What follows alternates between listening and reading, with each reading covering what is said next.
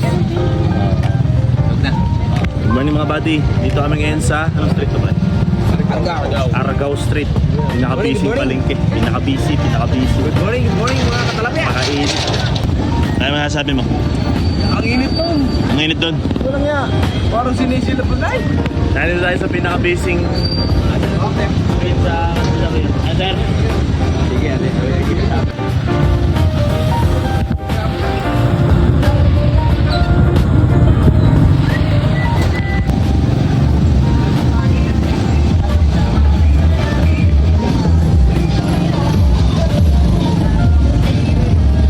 May kakahapon na hindi ka nasasama.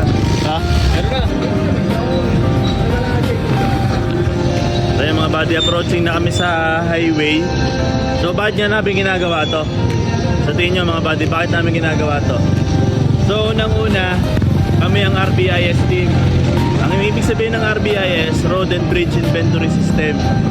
So bakit namin ginagawa to? Ang ginagawa namin ito ay para mas mapadali, mapabilis kung ano man ang halimbawa, may plano kang gagawin. Tapos ay siyempre kailangan mo lang yung system na to para makita mo yung mga may sirang karsada. Mas mapapabilis ang paggagawa ng plano. So ipapasa namin tong output namin sa DILG. So ayun mga buddy, mamaya ulit. Let's go!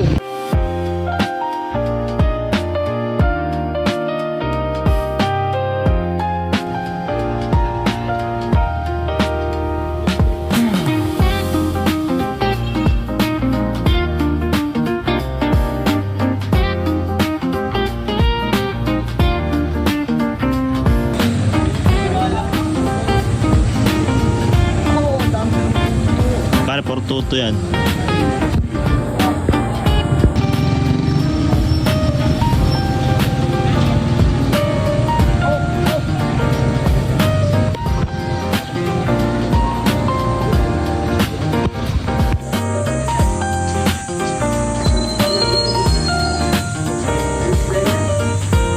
Yun o. Yung mga bati dito na nagtatapos ang Argao Street. Dito sa school. Sa CS 1 and 2. Let's go! Argao Street. Ade. Dito natatapos ang Argao Street. Eto na. Tutunasin ko na. Wak! Wak! Alright! Yo!